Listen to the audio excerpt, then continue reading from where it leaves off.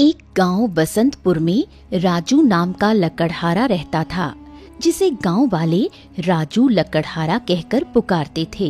राजू अपने काम में माहिर था और पूरे गांव में उसकी ईमानदारी और मेहनत की चर्चा थी।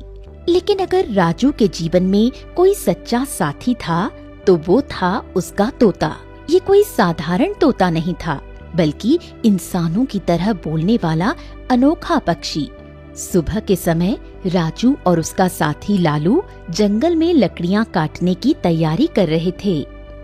राजू भाई, आज जंगल में सूखी और मोटी लकड़ियां मिल जाएं, जिन्हें बाजार में बेचकर अच्छे दाम मिले तो मजा आ जाएगा। अरे सब मिलेंगी लालू, जब तक है तू मेरे साथ तो फिर डरने की क्या बात, चल। तभी रूपा, जो गांव के मुखिया की बेटी थी, वहां आ पहुंची। राजू, तुम्हें पता है, तुम्हारी मेहनत और लगन मुझे बहुत पसंद है। मैं सोचती हूँ कि हमें दोस्त बनना चाहिए। क्या तुम मुझसे दोस्ती करोगे? देख रूपा, मैं जानता हूँ कि तू मुझे पसंद करती है, लेकिन मेरी दुनिया मेरे काम और मेरे लालू तक सिमटी हुई है और मैं इसमें किसी को भी आने नहीं दे सकता। हाँ ठीक है, चल लालू। इतना बोलकर राजू और उसका साथी लालू जंगल की तरफ चल दिए।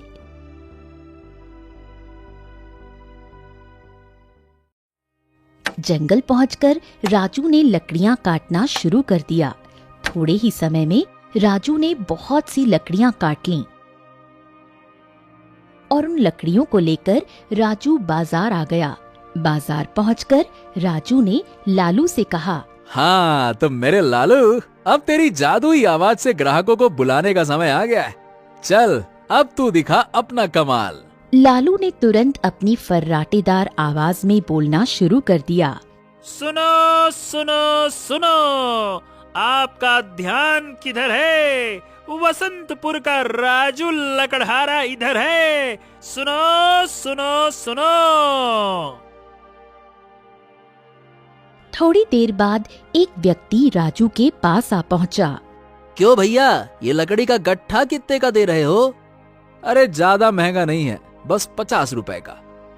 अरे ऐसा क्या है इस लकड़ी के गट्ठे में? बाकी सब तो 20 से 30 रुपए में दे देते हैं। ये सुनकर लालू बोलता है, भैया, ये है राजू लकड़हारे की लकड़ियाँ, जो होती है बहुत सूखी और मोटी। अगर आप इन्हें एक बार ले जाओगे तो भाभी जी करेंगी आपको बहुत सारा प्यार और बोलेंगी, अजी ऐसी लकड़ियाँ रोज ले आना, जिनसे ना तो धुआं निकलता है और ना ही मेरी आंखों से आंसू बहते हैं, समझे? तभी उस आदमी ने हंसते हुए कहा, बड़ा मजेदार है भैया तुम्हारा तोता, बहुत समझदारी और मीठी बातें करता है। ये कहकर वो आदमी लकड़ी का गट्ठर लेकर वहाँ से चला गया। राजू और लालू भी अपने घर को लौटने लगे। तभी रास्ते में उन्हें रमेश मिलता है। ए रमेश, कहाँ भाई, कहाँ जा रहे हो? अरे कहीं नहीं, किशनगढ़ जा रहा हूँ। किशनगढ़ क्यों जा रहे हो भैया? मेरी छोटी बहन की शादी है, इसीलिए वहाँ जा रहा हूँ। अरे वाह, शादी में तो खूब मजा आता होगा। क्यों भैया, मिठाई लाए हो या खाली हाथ जा रहे हो? अरे भाई, मिठाई तो किशनगढ़ पहुंचकर ही खरीदूंगा ना। अच्छा ये बताओ, तुम्हें क्या पसंद है, लड्डू या फिर जलेबी? मुझे तो सब कुछ पसंद है, लेकिन हमारे राजू भैया को जलेबी बहुत पसंद है। सुनो, मेरे लिए कुछ लाना मत भूल जाना। हाँ हाँ ठीक है ठीक है, चलो राजू भैया, अब मैं चलता हूँ।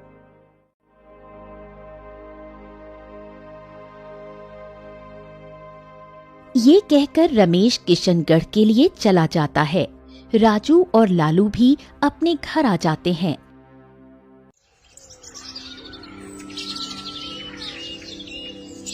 अगले दिन राजू और उसका तोता लालू रोज की तरह जंगल लकड़ियां काटने जाते हैं। अभी राजू लकड़ियां काट ही रहा था कि अचानक उसे किसी की आवाज सुनाई दी। पानी, पानी, कोई मेरी सहायता करो, पानी।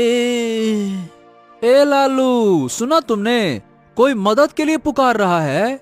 हाँ, लगता तो है जैसे कोई घायल हो और दर्द से करा रहा हो। तो चलो फिर, हमें उसकी मदद करनी चाहिए, चलो। ये कहकर राजू और लालू उस ओर बढ़ने लगे जिस ओर से वो आवाज आ रही थी। पानी, पानी, पानी, मेरी सहायता करो।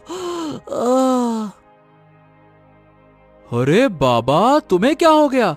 तुमको इस तरह किसने घायल कर दिया? बेटा, वो सब मैं बाद में बताऊंगा, पहले मुझे थोड़ा सा पानी तो पिला दो। हाँ हाँ हाँ, ठीक है बाबा, मैं तुम्हारे लिए अभी पानी लेकर आता हूँ। ए लालू, तुम बाबा का ध्यान रखना, जब तक मैं ना आऊं तब तक यहाँ से कहीं मत जाना, हिलना भी मत, ठीक है? ठीक है, मैं कहीं नहीं जाऊंगा, तुम जल्दी से पानी लेकर आना।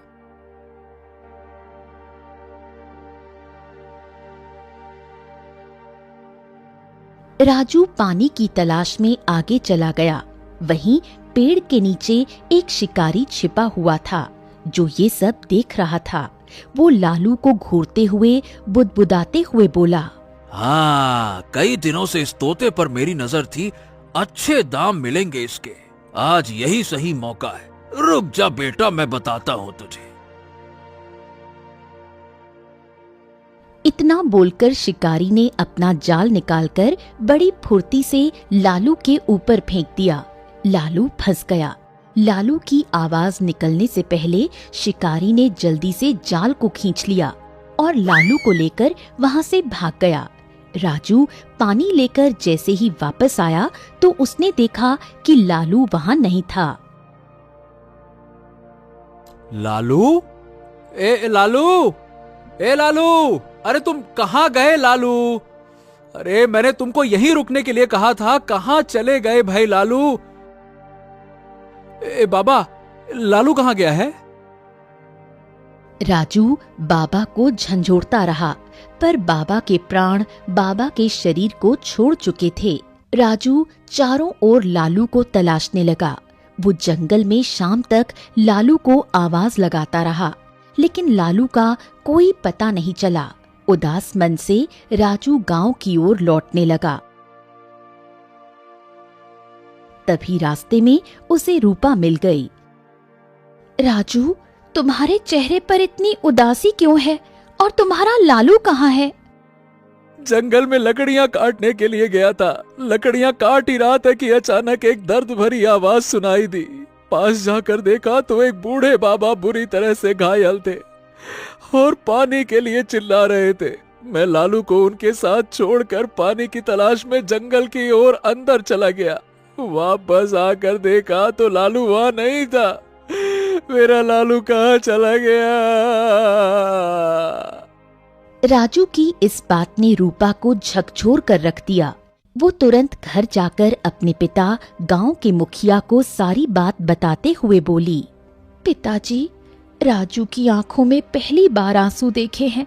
उसका लालू गायब हो गया है, हमें उसकी मदद करनी चाहिए। अरे चुप रह रूपा, दुनिया में वैसे भी बहुत काम है। वो पगला राजू दिन भर तोते से ही बात करता रहता है। अच्छा हुआ कि उसका तोता गायब हो गया, अब कम से कम वो इंसानों से तो दोस्ती करेगा। पागल कहीं का।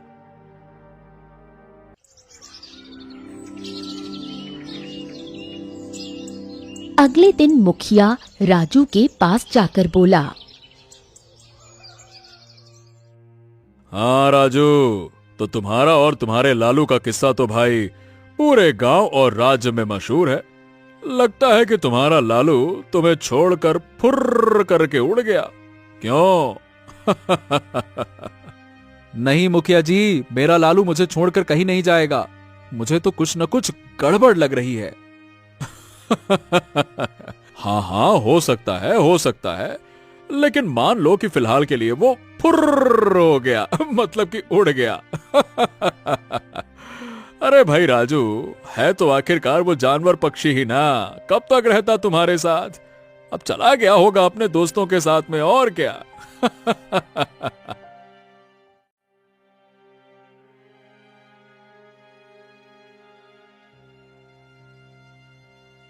मुखिया राजू का मजाक उड़ाकर वहां से चला गया। मुखिया के जाने के बाद रूपा राजू के पास आकर बोली, राजू, तुम चिंता मत करो, मैं तुम्हारे साथ हूँ। हम दोनों मिलकर लालू को जरूर ढूंढेंगे। मैं वादा करती हूँ कि मैं तुम्हें अकेला नहीं छोड़ूंगी। राजू, मैं एक साधु महाराज को जानती हूँ जो जंगल में तपस्या करते हैं। कहते हैं कि उनके पास हर समस्या का हल है। अगर कोई हमारी मदद कर सकता है तो वो वही है। हमें उनके पास जाना चाहिए। हाँ रूपा, अगर तुम्हें विश्वास है तो चलो, मेरे लिए किसी भी हाल में मेरे लालू को ढूंढना सबसे जरूरी है। चलो, मैं तैयार हूँ। राजू और रूपा दोनों साधु महाराज के पास चले गए। साधु महाराज एक पुराने पेड़ के नीचे तपस्या कर रहे थे। उनके चारों ओर एक रहस्यमय शांति थी। महाराज, राजू का तोता गुम हो गया है। वो बहुत परेशान है। कृपया उसकी मदद कीजिए। तोता? साधु राजू की ओर गहरी नजरों से देखने लगे। हाँ महाराज, हाँ। लालू मेरा सच्चा दोस्त, मेरा साथी। अगर वो मुझे नहीं मिला तो मैं भी जीवित नहीं रह पाऊंगा महाराज। आज के समय में जहां लोग अपने स्वार्थ के लिए अपनों को भी धोखा दे देते हैं, वहीं तुम एक तोते के लिए इतनी पीड़ा महसूस कर रहे हो। तुम्हारी आंखें तुम्हारी सच्चाई का प्रमाण है। इतना बोलकर साधु महाराज ने अपनी आंखें बंद कर लीं और ध्यान मग्न हो गए। कुछ समय बाद उनकी आंखें खुल गईं।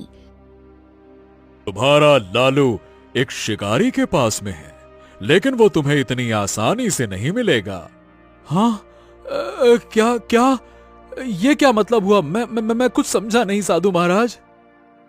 मित्रता की कीमत चुकानी पड़ती है। अगर तुम अपने मित्र को सच्चे मन से खोजोगे तो वो मिलेगा, नहीं तो नियति तुम्हें उससे दूर कर देगी। मैंने देखा है कि तुम्हारे मित्र की जान खतरे में है। अगर वो बच भी गया तो उसे किसी दूसरे देश ले जाया जाएगा। वहां से वो कभी वापस नहीं आ पाएगा। वैसे ये बताओ, ये तोता तुम्हें मिला कहां था? हाँ, कुछ साल पहले की बात है। मेरे माता पिता का देहांत हुआ था महाराज, और मैं जंगल में ऐसे ही अकेला बैठा दुखियारा रो रहा था। तभी लालू आया और उसने मुझे अपनाया। बस तब से वो मेरा दोस्त है। वाह, ये मित्रता अद्भुत है। चिंता मत करो, तुम्हारा मित्र इस समय एक शिकारी के कब्जे में है। वो शिकारी इसी जंगल में दाईं ओर की दिशा में बनी हुई एक झोपड़ी में रहता है। तुम्हें वहीं जाना होगा। लेकिन हां, याद रखना, अगर तुम्हें शिकारी के पास लालू ना भी मिले तो निराश मत होना। प्रयास करते रहना। यह परीक्षा तुम्हारे मित्रता की गहराई मापने के लिए है। अगर तुमने हार मानी तो तुम अपने मित्र को कभी नहीं पा सकोगे। नहीं नहीं नहीं नहीं, मैं अपनी आखिरी सांस तक कोशिश करूंगा और मैं उसके पास पहुंच कर रहूंगा। बहुत बहुत धन्यवाद साधु बाबा जी, बहुत बहुत धन्यवाद। चलो रूपा। राजू और रूपा साधु की बताई हुई दिशा की ओर एक झोपड़ी की ओर बढ़ने लगे।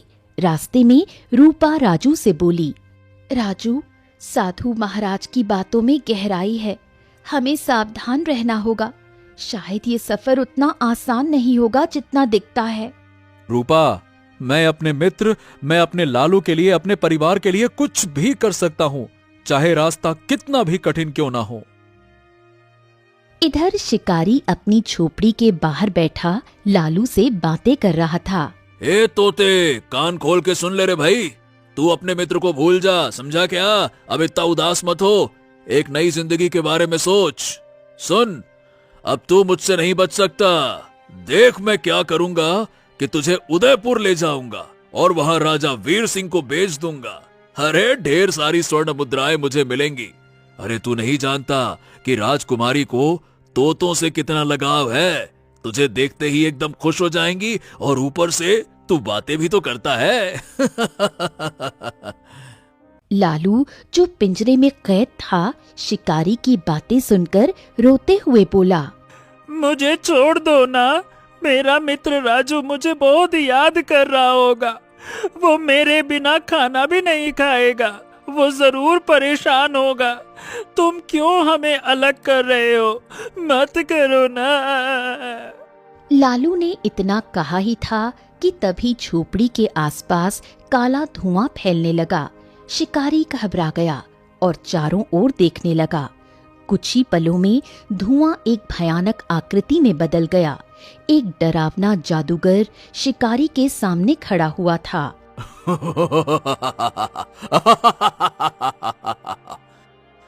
अरे कौन हो तुम? और तुम तो बड़े ही बदसूरत लग रहे हो। हो कौन तुम? भाग जाओ, ये जादूगर है। इसके इरादे बहुत खतरनाक लगते हैं। ये तुम्हें जीवित नहीं छोड़ेगा। भाग जाओ, जल्दी करो। लालू की बात सुनकर शिकारी का हृदय परिवर्तन हो गया। लालू, ए लालू, मैंने तुम्हारे साथ कितना बुरा किया। तुम्हें कैद किया, तुम्हें डराया धमकाया, तुम्हें बेचने की योजना बनाई, लेकिन अब तुम मुझे बचाने की बात कर रहे हो। मैं समझ गया कि सच्ची मित्रता क्या होती है। अब मैं तुम्हें किसी भी कीमत पर सुरक्षित तुम्हारे मित्र के पास ले जाऊंगा। तुम निश्चिंत रहो, मैं समझ चुका हूं। हाँ।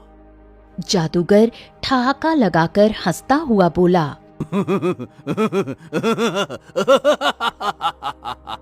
तू मूर्ख है शिकारी। मैंने देखा है कि ये तोता इंसानों की तरह बोलता है। मुझे अपनी तांत्रिक क्रिया पूरी करने के लिए ऐसे ही तोते की तलाश थी, जो मुझे मिल गया। शिकारी क्रोधित होकर जादूगर से बोला। अपनी जान दे दूंगा, लेकिन तुम्हें इस तोते को नहीं ले जाने दूंगा। समझ गए? तुम दुष्ट हो और मैं तुम्हें तुम्हारे मकसद में कामयाब नहीं होने दूंगा। चले जाओ यहां से। अरे, मैं तो डर गया। मैं चला जाता हूं यहां से। अरे, तू मुझे रोक सके इतना साहस तुझ में नहीं है बच्चे। मैं पहले ही उदयपुर के 100 बच्चों की बलि दे चुका हूं। अब मुझे केवल 101 बच्चे और इस बोलने वाले तोते की बलि चाहिए। बच्चा 101वां जो है वो मेरी गुफा में है और तोता मेरे सामने है। तुझे रोकने के लिए मुझे अगर मारना पड़ा तुझे, तो मैं तो वो भी करूंगा।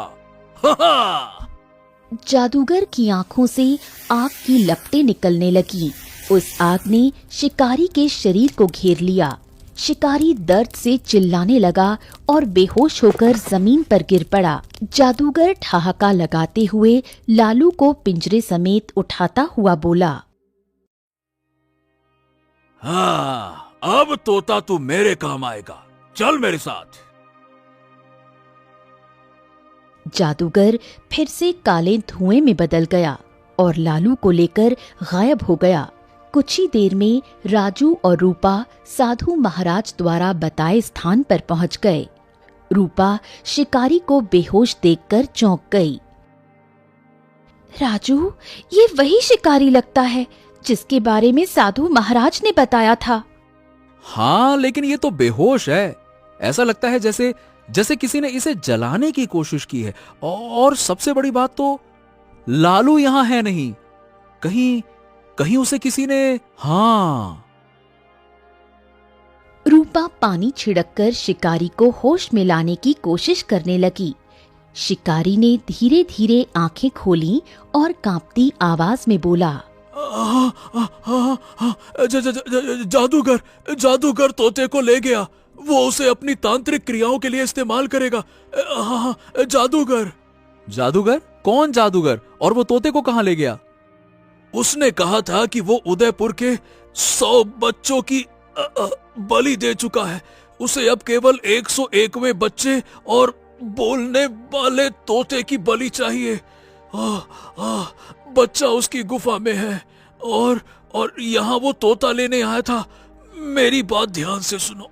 यहाँ से आगे दाईं ओर घनी झाड़ियों के बीच तालाब के पास एक गुफा है। वही वो होगा। इतना बोलकर शिकारी ने अपना दम तोड़ दिया।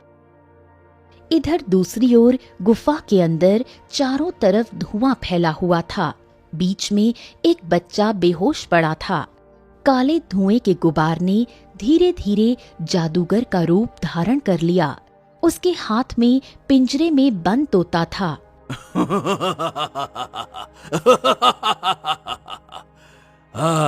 बस एक और बलि, इस बच्चे और इस तोते की बलि, उसके बाद मैं अमर हो जाऊंगा।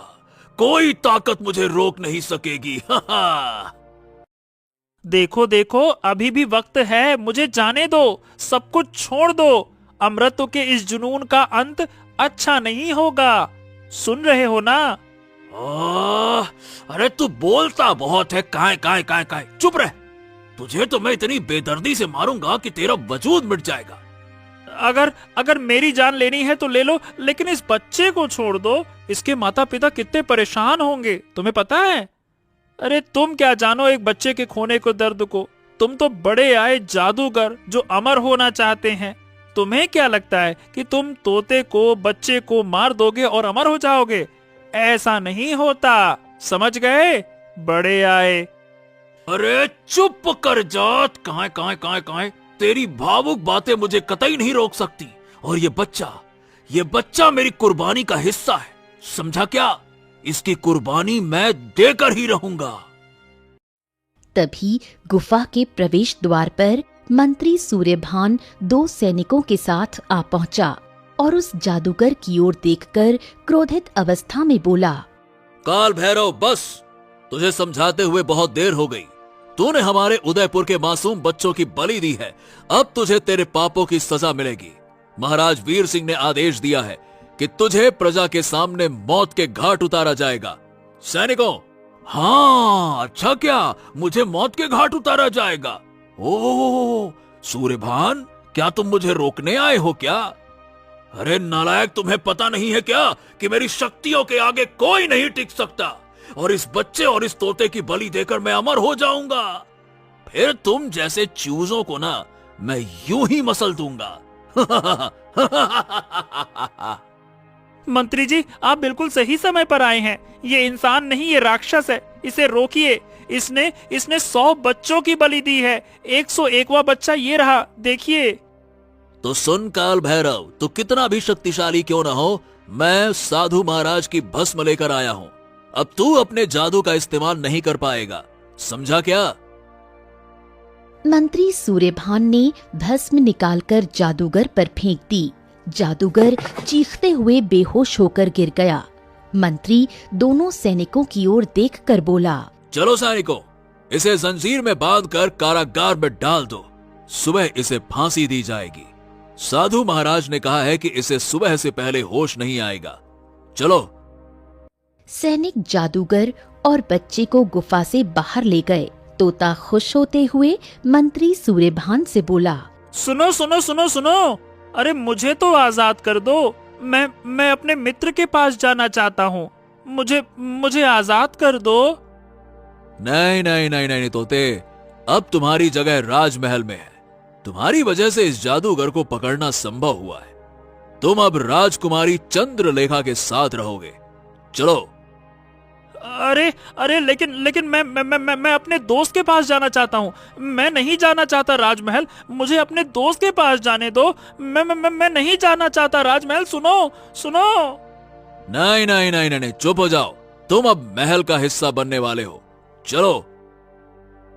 मंत्री तोते को साथ लेकर गुफा से बाहर निकला।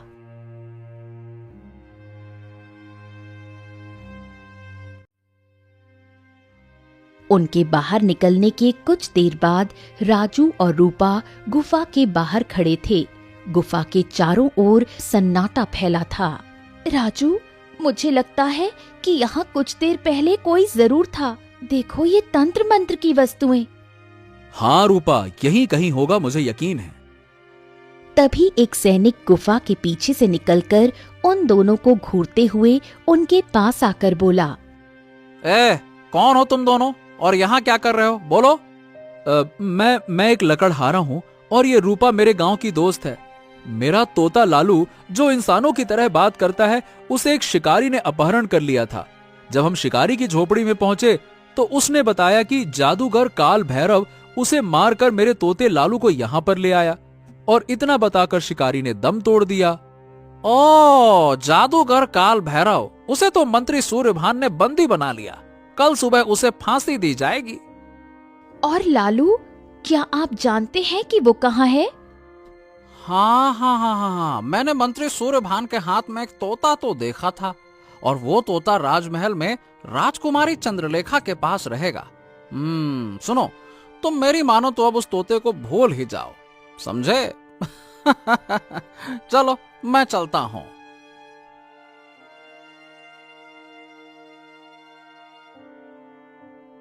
सैनिक हंसता हुआ वहां से चला गया। राजू मायूस होकर जमीन पर बैठ गया। अरे मेरा लालू, अब वो मुझसे हमेशा हमेशा के लिए दूर हो गया। अरे मेरा लालू। राजू, साधु महाराज ने कहा था कि रोने से कुछ नहीं होगा, हमें राजमहल जाना होगा।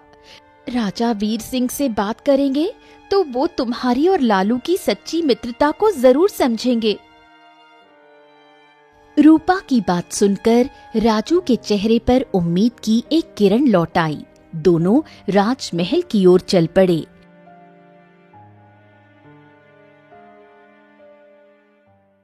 इधर मंत्री सूर्यभान राजा वीर सिंह को काल भैरव को बंदी बनाने की पूरी घटना सुना रहा था।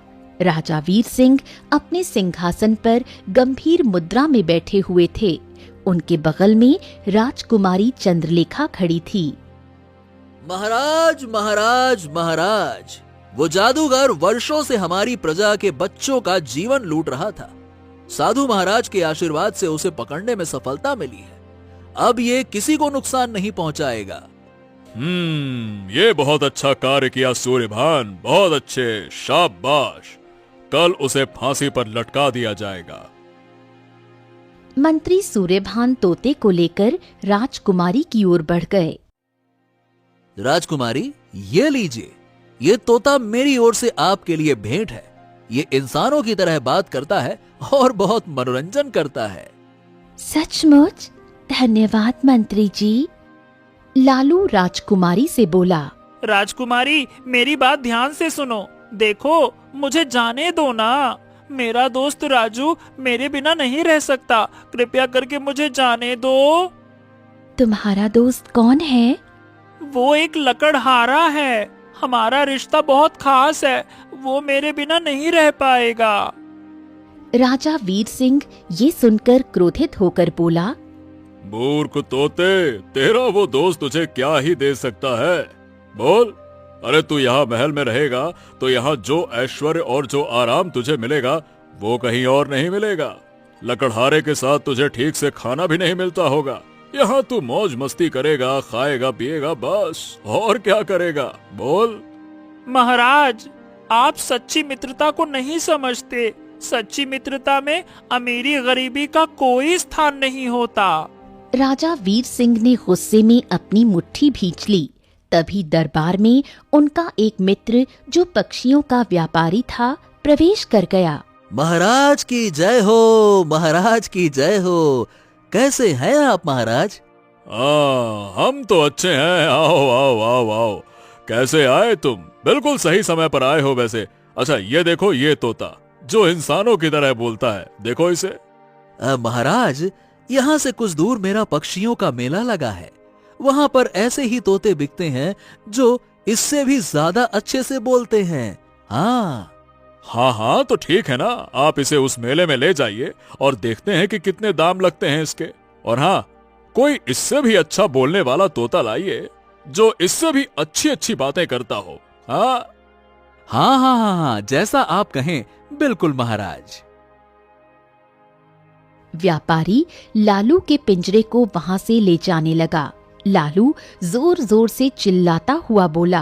राजू, मुझे बचा लो। राजू, राजू, मुझे बचा लो। राजू।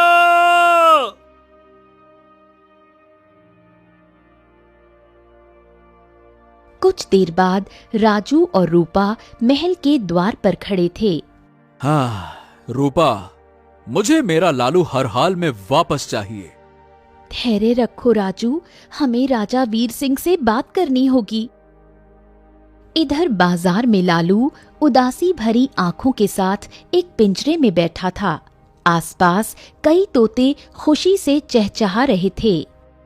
क्या मेरा मित्र राजू मुझे यहाँ से कभी ले जाएगा क्या? शायद नहीं। मुझे वो भूल ही गया होगा। क्यों ही याद रखेगा। उसकी आंखों में आस आ गई। उधर राजा वीर सिंह, राजकुमारी चंद्रलेखा और मंत्री सूर्यभान सभा में थे। तभी राजू और रूपा वहां पर पहुंच गए। राजू राजा वीर सिंह की ओर देखकर बोला, महाराज महाराज महाराज, मैं अपने तोते को वापस लेने आया हूँ। वो केवल एक तोता नहीं बल्कि मेरा सच्चा मित्र है। मैं उसके बिना नहीं रह सकता महाराज। बता दीजिए वो कहाँ है। एक तोता और मित्र। ये तो बड़ी अद्भुत बात कही तुमने। हमने आज तक इंसानों की मित्रता सुनी थी, परंतु ये पहली बार देख रहे हैं कि कोई एक तोते को अपना मित्र मानता है। क्यों भाई, तोता मित्र बन सकता है क्या? महाराज, पूरे गांव में राजू और तोते की मित्रता की मिसाल दी जाती है। कृपया इसे हल्के में ना लें। राजकुमारी चंद्रलेखा अपने पिता से बोली, पिताजी, लगता है कि ये उसी तोते की बात कर रहे हैं जिस तोते को आपने अपने व्यापारी मित्र को दिया है, जिसे मंत्री सूर्यभान हमारे पास लेकर आए थे। ये सुनकर राजू रोते हुए बोला, हाँ हाँ हाँ हाँ, आप सही कह रही राजकुमारी, मैं उसी की बात कर रहा हूँ। वो मेरा मित्र है, मेरा जिगरी यार है। हाँ। राजकुमारी चंद्रलेखा राजू के चेहरे पर सच्चाई देखकर सोच में पड़ गई। पिताजी, मुझे लगता है कि राजू की बातों में सच्चाई है। इसकी आंखें इसकी मित्रता का प्रमाण दे रही हैं। तभी वही व्यापारी वहां आ पहुंचा।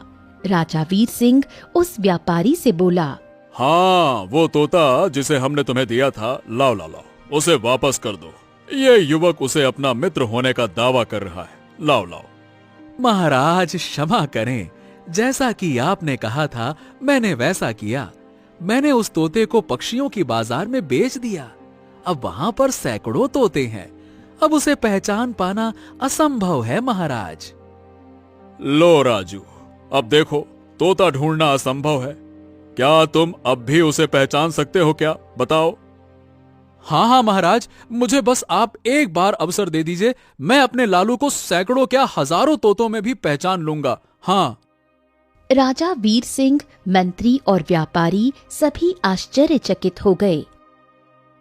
कुछ देर बाद राजा वीर सिंह, राजकुमारी चंद्रलेखा, मंत्री सूर्यभान, रूपा और राजू बाजार में पहुंच गए। बाजार में सैकड़ों पिंजरे रखे थे। राजू ध्यान से सबकी ओर देखने लगा। हाँ, यहाँ तो सभी तोते खुश हैं, मगर मेरा लालू, वो उदास होगा बेचारा। आखिरकार राजू एक पिंजरे की ओर इशारा करके बोला, हाँ, वो रहा मेरा लालू। वही है जो उदास बैठा हुआ है। हाँ हाँ, वही है मेरा लालू। हाँ, वही है। राजा वीर सिंह पिंजरे के पास चले गए। जैसे ही राजा वीर सिंह ने पिंजरा खोला, लालू उत्साह से बोल उठा, मेरे मित्र, मुझे पता था कि तुम मुझे ढूंढते हुए जरूर आओगे। मैं तुम्हारा इंतजार कर रहा था। मुझे लगा था कि अब हम शायद कभी नहीं मिल पाएंगे। मेरे मित्र, मेरे लालू, मैं तुम्हें अब कभी अकेला नहीं छोड़ूंगा। मैं तुम्हारे बिना नहीं रह सकता। सभी का चेहरा भावुक हो उठा। वाह वाह वाह वाह वाह, राजू, तुम्हारी मित्रता सच्चाई और लगाव का अद्भुत उदाहरण है। तुम्हारी तरह मित्रता निभाना हर किसी के बस की बात नहीं है। अगर तुम्हें किसी भी चीज की आवश्यकता हो तो महल के दरवाजे तुम्हारे लिए हमेशा खुले रहेंगे, ठीक है? महाराज, मेरे लिए लालू ही सब कुछ है। अब मुझे कुछ नहीं चाहिए। आपका बहुत बहुत धन्यवाद महाराज, बहुत बहुत धन्यवाद। राजू की बात सुनकर राजकुमारी चंद्रलेखा मुस्कुराने लगी। साधु महाराज, आपका भी बहुत बहुत धन्यवाद। अगर आपका मार्गदर्शन ना होता तो मैं तो कभी लालू को वापस ही नहीं पा सकता था। धन्यवाद। राजू, ये सब तुम्हारी सच्ची मित्रता का प्रतिफल है। ये दुनिया सच्चाई और लगाव का सम्मान करती है। कुछ देर बाद राजू और रूपा लालू को लेकर अपने घर चले